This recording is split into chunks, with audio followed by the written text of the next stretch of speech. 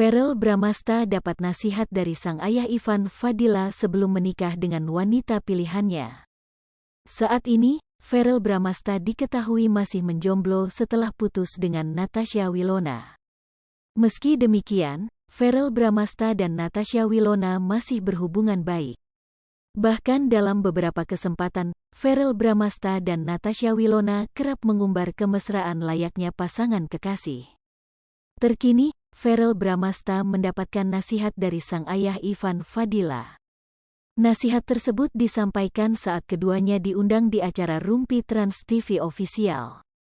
Dalam kesempatan itu, Ivan Fadila diberikan pertanyaan mengenai kebiasaan buruk apa yang harus diperbaiki dari diri Verrell Bramasta sebelum menikah. Mantan suami Vena Melinda itu pun menyebut bahwa perilaku dari Verrell Bramasta sudah cukup baik. Namun, kata Ivan, masih ada beberapa perilaku yang harus diperbaiki. Ia menuturkan bahwa Verrell Bramasta nantinya harus bisa mendengarkan masukan-masukan dari orang lain. Verrell pun disebutnya harus bisa memanfaatkan waktu dengan baik. Pada kesempatan itu juga, Verrell pun membenarkan bahwa dirinya pada zaman sekolah memang sering telat. Ivan Fadila juga mengingatkan Verrell harus bisa belajar hemat. Lebih lanjut, sebelumnya Verrell Bramasta berulang kali mengaku ingin segera menikah dan berkeluarga. Namun, sejak sang ibunda, Vena Melinda, jadi korban KDRT Ferry Irawan, Verrell mengurungkan niat tersebut. Ayah Verrell, Ivan Fadila, turut menanggapi pernyataan sang putra sulungnya itu.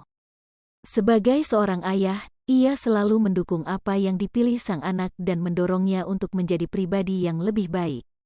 Namun, Ivan memberikan kode jika dirinya sudah ingin segera memiliki cucu. Saat itu, dia mengatakan jika menjadi ayah mertua, dia akan menyayangi menantunya seperti anak kandung sendiri. Menanggapi keinginan sang ayah, Verrell mengaku memang ingin secepatnya menikah. Kendati demikian, sampai saat ini masih banyak kendala yang datang menghampirinya.